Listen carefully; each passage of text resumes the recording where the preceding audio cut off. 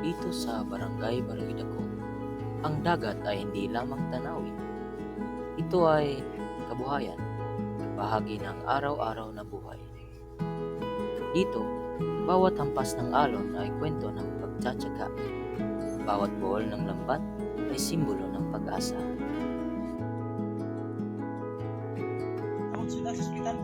Sige. So, sila yung ngalan o kuan ni muhang edad. Ako din si Magison Tagalog. 21 years old. Nagbuhat og kaning kuan lambat. Kaya kaning pokot. 16 pa lang ko ga practice ni ko kay mga siguro mga 5 years. Kaya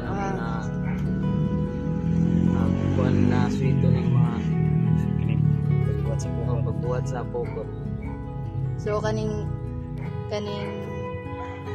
gikan kinsa na nagtudlo ninyo o sa ni pagbuhat ang pokot. Kitudloan mi sa mong uyuan sa mong papa para abot ang panahon nga kami na magtaguyod sa mong sigalin ang magpadayon. Ya kung maghimo mo ning pokot ya kaning dugay siya himuon. Mga pagsugod gag mga subuntag mga size city o kanang mubo lang ha kay banata man mga hapon mga kuan og mga alas 2 Then kaning unsa nga kaning materials nga yung gamit ani. kuan tingga dayon bahayan o kaning ulos. Dayon kan kaning Naba may kaning na may gigamit ani like kaning technique or special ninyo nga kuan para maghimo aning pokot. Depende ra pud sa kanang kuan. Depende ra pud sa diskarte. Kaya may uban gud nga maghimo sila ani pero wala sa hulog ba, wala sa kuan. Sabi ko, ito naman amo ni kuan. Sa na isay mga diskarte ano paghibuhat. Sa 1 week nga kuan pila pud ka dako yung mabuhat nga kuan kaning pokot. Sa Depende weeks. sa among imo. So kaning para sa inyo ya like ang kaning pokot ya importante gini siya sa pagpanagat. Kay wala ni di ko nga buhi. Kay kani ang among panginabuhi sa dagat Sa paghimo ani ninyo nga pokot ya kay naapoy kaning lisod nga part, lisod yung buhaton. wala sayon raman sa sugod raman ng kuan lisod. Sa pagsugod lang. Pero kung like ma-expert na ka ng kuan, wala na, dili na. Ang paggawa ng lambat ay hindi basta trabaho lamang. Ito ay isang sining, isang tradisyong ipinapasa mula sa ama patungo sa anak. Bawat buhol ay maingat, bawat tali ay tumpak, sapagkat isang maliit na pagkakamali maaaring maging dahilan ng pagkasira ng buong huli. Sa bawat paghabing nito, tila hinahabi rin nila ang pag-asa ng kanilang pamilya.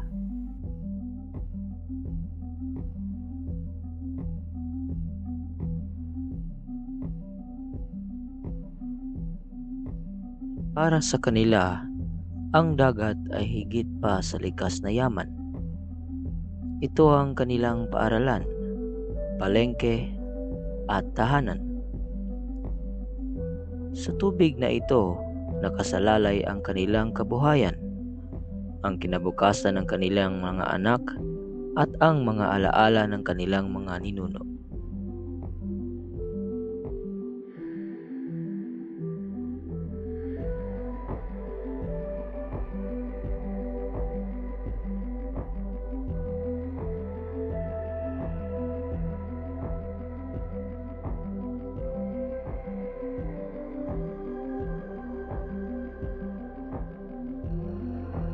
Bago pa man sumikat ang araw, ay gising na sila. Maingat na inaayos ang lambat, Tinatantiya ang ihip ng hangin at nagdarasal bago pumalaot. Ang dagat, bagaman maganda sa paningin, ay may mga lihim na panganib. Ngunit para sa mga mangingisda, sanay na sila.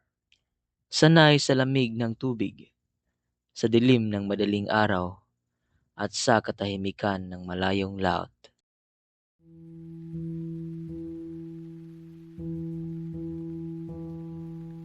Hindi araw-araw ay masagana. Minsan wala silang mahuli. Minsan sira ang makina. O kaya ay tinatangay ng malakas na alon ang lambat. Ngunit kahit ganoon, babalik at babalik pa rin sila.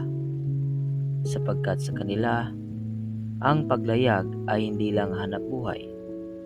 Ito ay pananampalataya.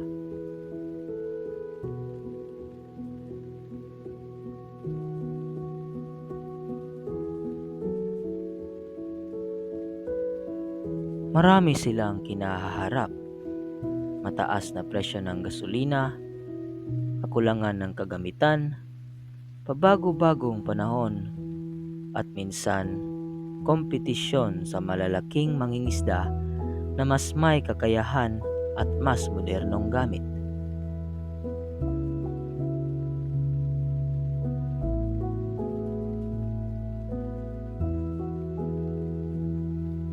Sa bawat araw na lumilipas, tila mas lumalaki ang dagat ng mga pagsubok na kailangan nilang tawirin. Kapag mataas ang presyo ng krudo, kailangan nilang magtipid. Minsan, kalahating tangke lang ang kaya. Kaya't mas malapit lang ang kaya nilang lautan. Kapag dumating ang masamang panahon, kailangan nilang manatili sa pampang kahit nangangahulugan iyon ng isang araw na walang kita. At kapag dumaan ang malalaking bangka, minsan ay sila pa ang mauunang mapagod, sapagkat ang huli na sana ay napupunta sa mas malakas na makina.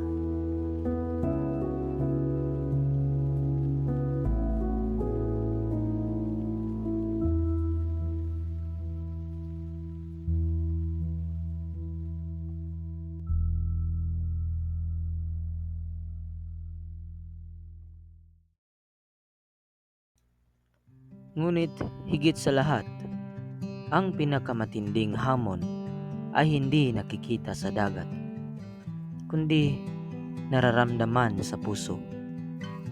Ang hamon ng pananatiling umaasa. Umaasa na bukas mas magiging maayos ang panahon. Umaasa na may darating na biyaya sa lambat.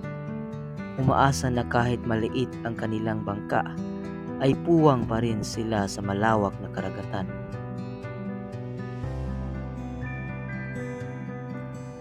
Ang bawat alon na humampas sa kanilang bangka ay paalala ng kawalang katiyakan. Minsan tahimik, minsan mabagsik. Ngunit sa bawat hampas ng dagat, tumitibay ang kanilang loob.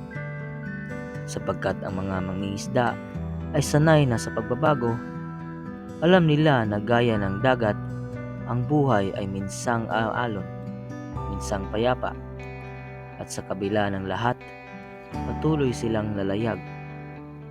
Hindi dahil sigurado sila sa bukas, kundi dahil may pananalig sila na may darating pa ring huli.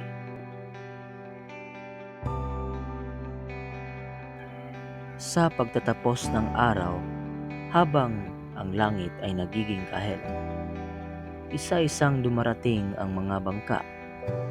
Pagod man, may ngiti sa kanilang mga labi, sapagkat sa bawat pag-uwi, dala nila hindi lamang ang huli, kundi ang pag-asang bukas ay panibagong simula.